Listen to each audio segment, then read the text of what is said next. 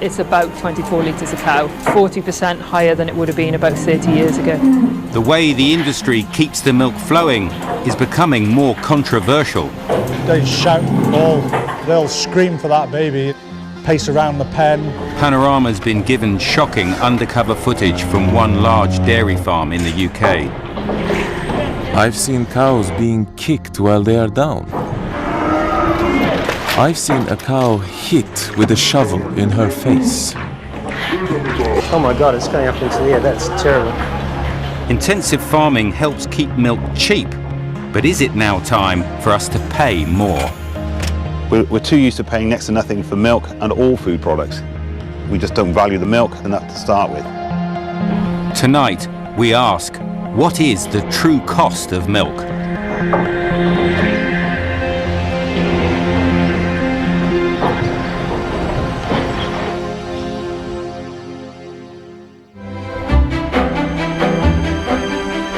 The dairy industry produces 15 billion litres of milk annually, worth £9.2 billion to the economy. But there are growing concerns about the welfare of some of the UK's 1.9 million dairy cows.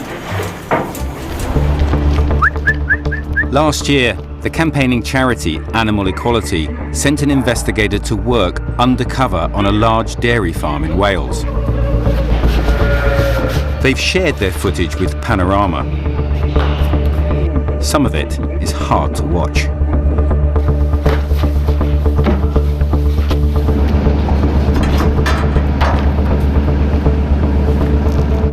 To make sense of it, I'm meeting the man who filmed it. He's asked us to disguise his identity.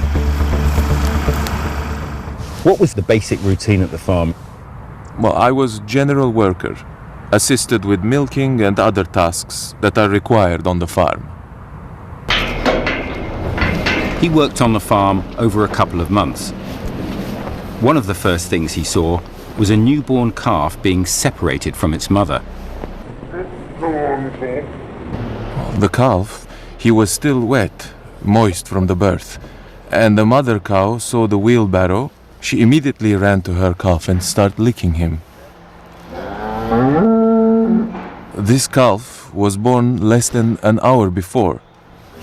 She was following the wheelbarrow and trying to lick him and touch him.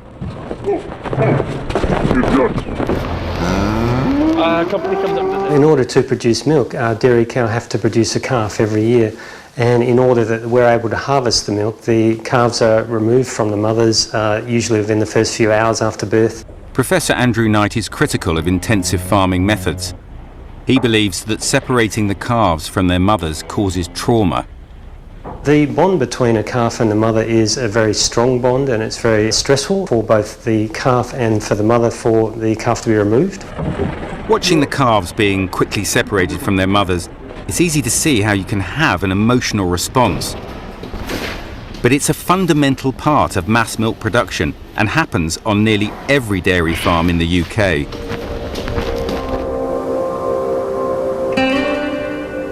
I've come to Tainton Court in Gloucestershire.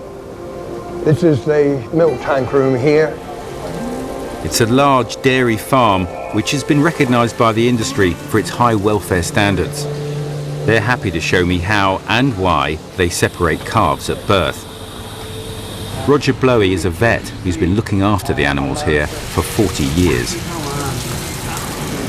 You can see the cows all lined up, and as soon as there's a space, the cow goes onto the platform. We're here for the first of 2 daily milkings. Over the next few hours, 800 cows will pass through this rotating milking parlour. We haven't been here long when there's news that a cow is in labour. Come on, girls, come on. We head over to the calving shed. Do you know how long she's been showing signs, Alec? About an hour and a half. How long would you leave it before you maybe intervene? It's about this hour, an hour and a half, 2 hours. All right, here we go. On examining the cow, there's a surprise in store. Now that Alex examined it, there's 2 heads there. So it's a twin birth? Calving plays a vital part in the milk production process. Giving birth induces the cow to start producing milk, but little of that milk is destined for her own calves. So the calf's going to be separated from the mother now? The mother's going to be taken in to be milked so that we get the colostrum from the mother ready to feed the calf later. Oh, I see, yeah. Colostrum is the first milk from the cow. Yeah.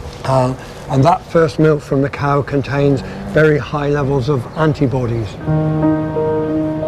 It's essential for the calf's early development.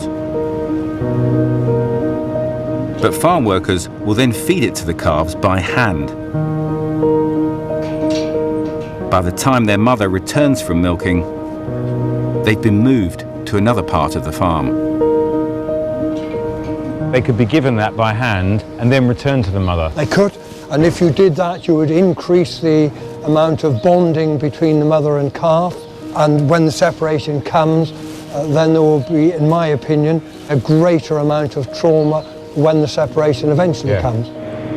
Once separated, the calves are unlikely to see their mothers again.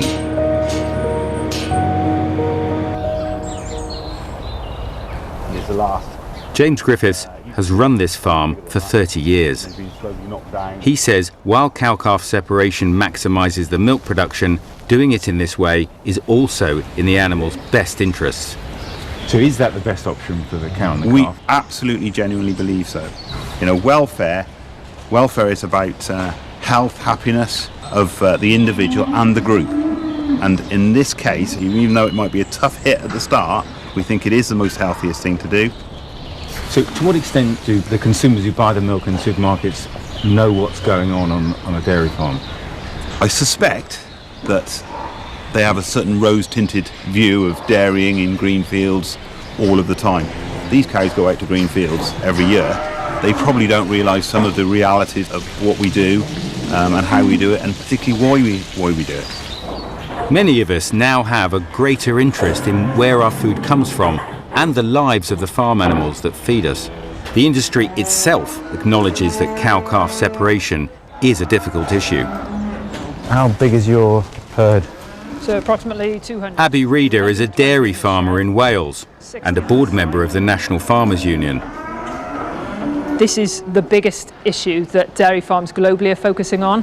Most farms will separate calves from cows within the first 24 to 48 hours. It's a very complex issue. As an industry, we recognise that this is something difficult for consumers to grapple with.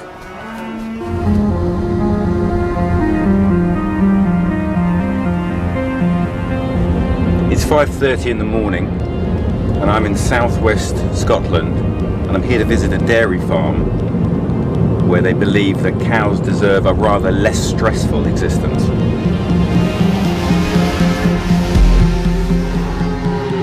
This is the morning milking at the Ethical Dairy. Here they allow the calves to stay with their mothers for 5 months and they only milk the cows once a day. Charles Ellett is in charge of the milking herd. He used to work on a large-scale dairy farm. It doesn't take long for a cow to burn out, which is what those big herds have problems with. My oldest cow in here is 12 years old. She's just starting her 9th lactation. Most cows in commercial systems are gone after 4 or 5. And why is that? Because their bodies are just burned out? Just burned out. He's had first-hand experience of cow-calf separation. They shout and bawl and they'll scream for that baby, pace around the pen. The Ethical Dairy has a herd of 120 cows, owned by farmer David Finley. We wanted to see, is it possible to create a more natural environment for our animals so that they are relaxed, they're stress-free and they're productive and healthy. Because you can see over here that the mothers are with the calves, and that's unusual, isn't it? To say the least. I think the industry predicted that we wouldn't be able to make it work, both in terms of financial and in terms of practical application. David Finley says that despite much of his cows' milk going to feed their calves, he makes it work financially. The milk he does take from the cows, he turns into profitable artisan cheese and ice cream, instead of selling it on as liquid milk. He also says keeping the calves with their mothers means they grow faster, so he can sell them sooner and keep his costs down. When you look at the calves, these calves are thriving. They're growing more than twice as fast because they're consuming They're their getting own their mother's milk. loads It's of very their rich. own mother's quality milk. Last year was profitable, and this year will be more profitable again. Unlike the ethical dairy, many dairy farms have to try to make a profit selling only liquid milk. Prices have been kept low for years. Typically, farmers are paid between 31 and 38 pence a litre. That means making the cows as productive as possible. We have invested a lot of money in genetics, and we have invested a lot of money in health, and those two hand in hand just mean we can bring out the best in the cow. The average yield for a dairy cow daily is about 23, 24 litres a cow, which is about 40% higher than it would have been about 30 years ago. A lot of the market is exceptionally price competitive, particularly the sector that we're in, which is the liquid market. And there's a massive range within dairying of those who are making good money and those who are really, really struggling. When selling liquid milk, the margins are tight across the industry. There are effectively three legs to the dairy industry in the UK. There's the farmer, there's the milk processor, and then there's the retailer. The retailers, mostly supermarkets, sell milk cheaply. You can get 4 pints for around £1.15. I don't believe that supermarkets view milk, particularly liquid milk, as a profitable sector. It has been a loss leader. That has to stop. So no one's really making much money out of milk then? No one's made a great deal of money out of liquid milk. Over the past few months, though, the price processors have paid farmers for a litre of milk has been rising due to a shortage in supply. But despite farmers currently getting paid more, many are still struggling as farm costs rise. Recent figures show that a quarter of dairy farms are failing to break even. And there are other challenges to running a dairy farm. On the farm in Wales, the undercover worker has noticed some of the cows are limping badly.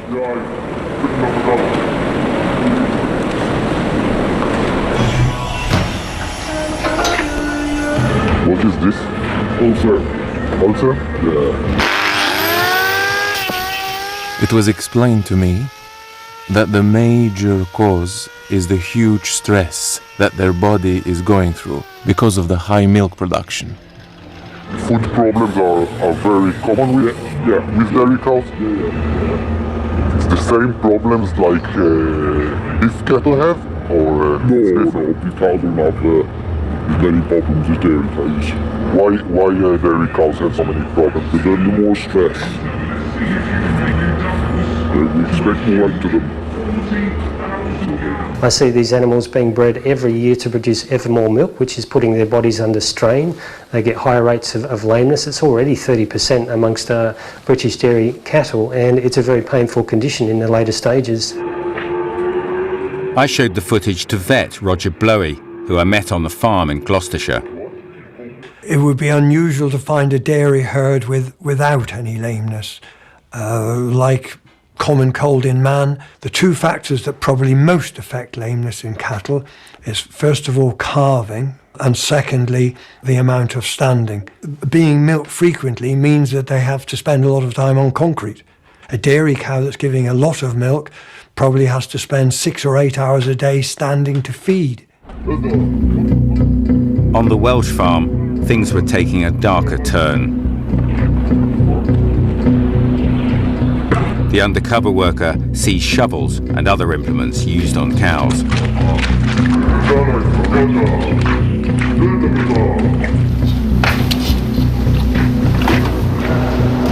On other occasions, workers were seen punching cows.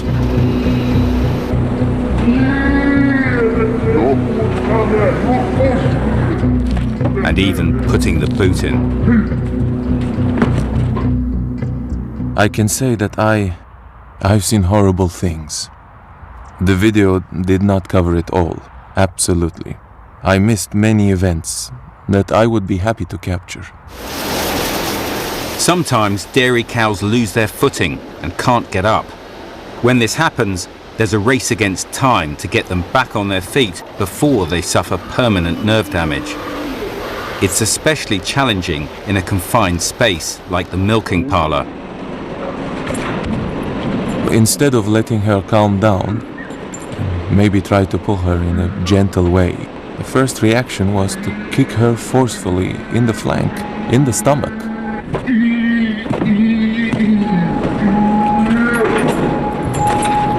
The second reaction of other worker was to kick her in the back.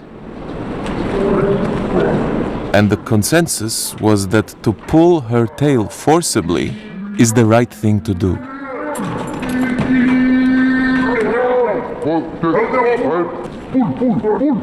The kicking only stopped once the cow was finally freed.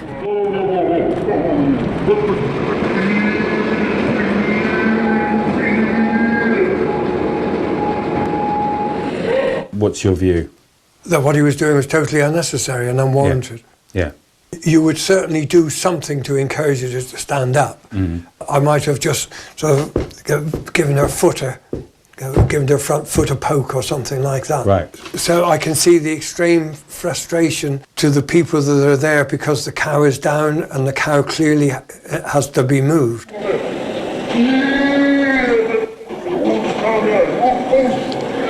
They're kicking that cow pretty hard at the moment.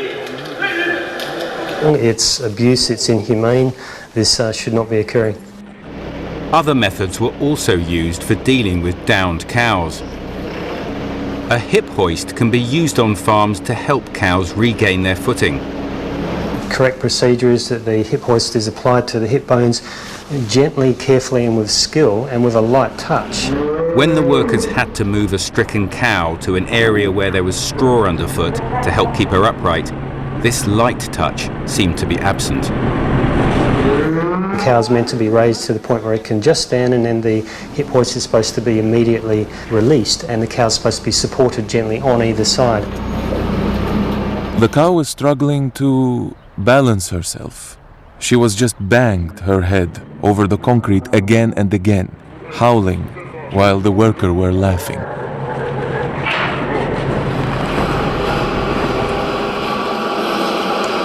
This poor cow's having its face dragged along the concrete. Oh my God, it's going up into the air. That's terrible. That's very obviously abuse. The worker is joking about it.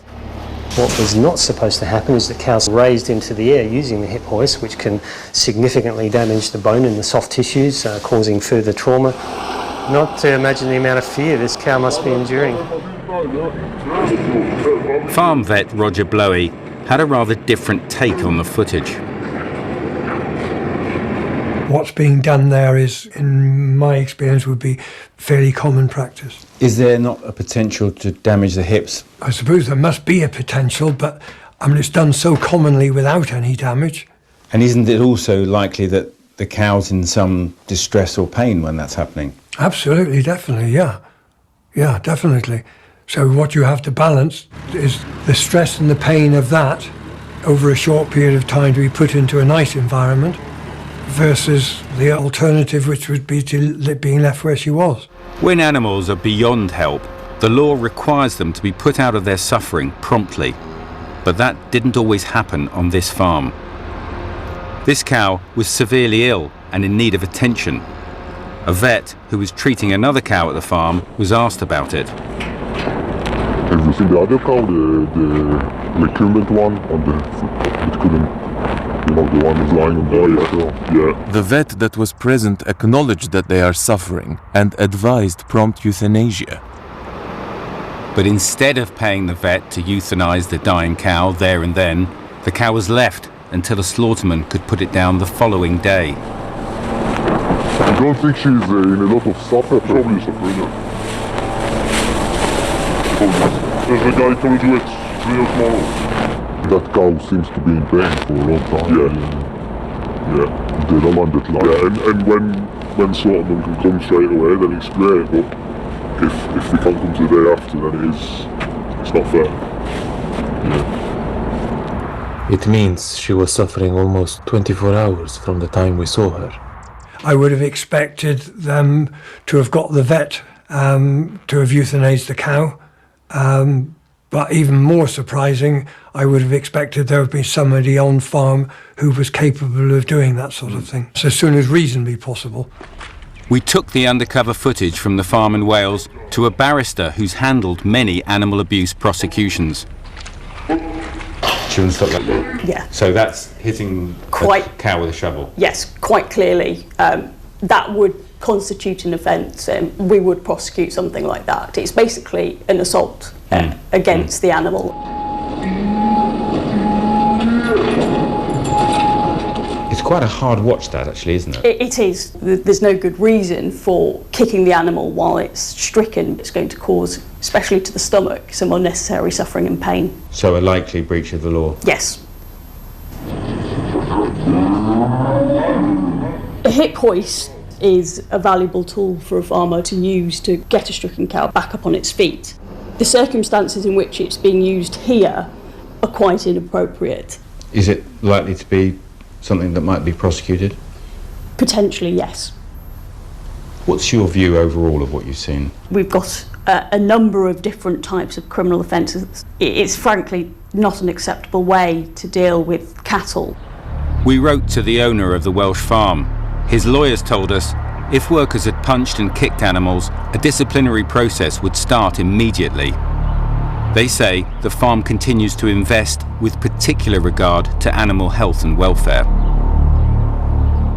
Traceable, safe and farmed with care. The UK dairy industry says it has some of the highest animal welfare standards in the world. As well as government regulations, 95% of dairy farms in the UK are signed up to an industry-run assurance scheme called Red Tractor. Just look for the Red Tractor label. Where Red Tractor comes in is that is a voluntary assurance scheme, and that is one that, as dairy farmers, we would sign up to. And that is a scheme with an add-on, so it goes over and above the regulations that the country sets on us. The farm in Wales is Red Tractor assured, but for most commercial dairy farms, Red Tractor's animal welfare standards are considered to be the industry minimum. For us, it's almost a background noise, so it's a pretty low bar. It's not a big issue for us one way or another. Who's driving increasing standards in welfare in the industry then? The dairies, they're feeling pressure from who they're selling milk to make sure that they can get traceability and accountability from the farms that are supplying them. Processors or dairies who demand extra standards from the farms who supply them tend to pay them more for their milk. That money can then be used by the farmers to enhance welfare standards even further.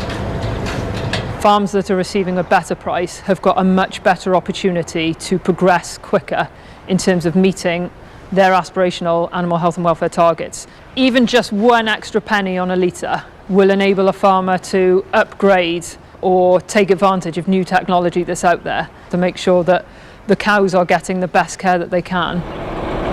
So where does the milk from the cows on the Welsh farm go? Yeah, so if I want to test our milk, where it goes to?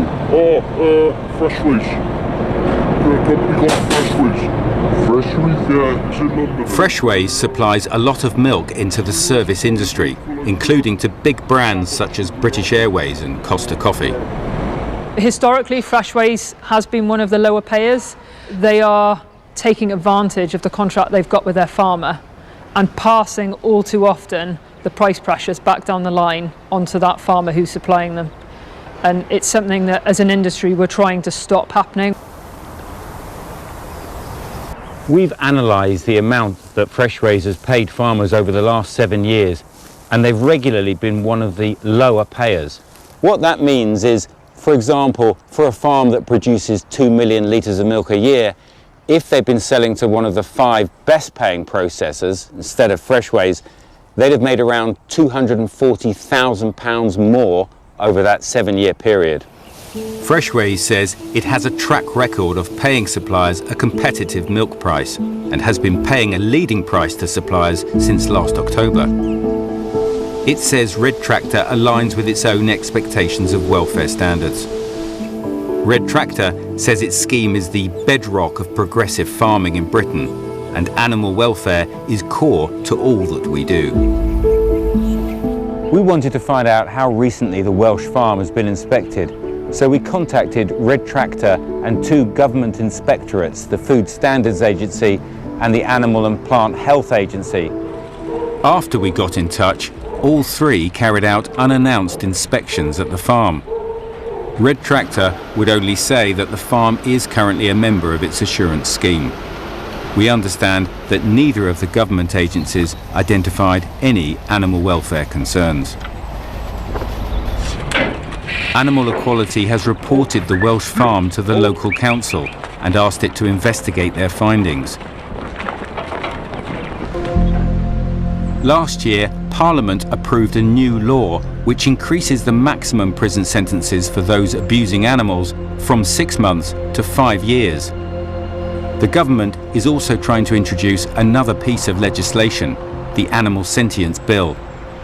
It's really important that we recognise that they are sentient, that they've got the capacity to experience positive and negative emotions, that they may have strong social bonds with one another. In Scotland, farmer David Finlay says he's faced hostility for doing things differently. We're seen as fairly toxic by the industry now. There's very few dairy farmers will speak to me, very few. Really? Wow. And I'll probably be related to most of them. If we can make this work, then the question obviously is, why isn't everyone doing it? Critics of intensive milk production believe only customers can drive change. Consumer pressure is so important because ultimately, unfortunately, money talks, and the industry will do whatever is necessary to ensure that people buy their products. Farmers themselves acknowledge that even the fundamentals of dairy farming, like separating newborn calves from their mothers, may have to change. This is where the majority of research is going at the minute, and who knows, in 20 to 30 years' time, it may not happen. The key thing is, as an industry, if that's what the consumer wants, that's what we will provide. As consumers, we've all got used to cheap milk. Over the past 10 years, the price has barely gone up at all. We must learn from the egg industry. People are prepared to pay a few more pennies to have the free-range eggs. That is coming with dairy. Some people will pay additional money for their milk and dairy products. Milk is far too cheap. Sometimes I look at the cows and think it's an insult to see it being sold at the rate that it is. It would be nice to have an option to think, yes, I will buy this milk at a higher price because I know that it's guaranteeing those standards. If the price of contented farmers and their cows is a few extra pence on a litre of milk, the question is, are we willing to pay more?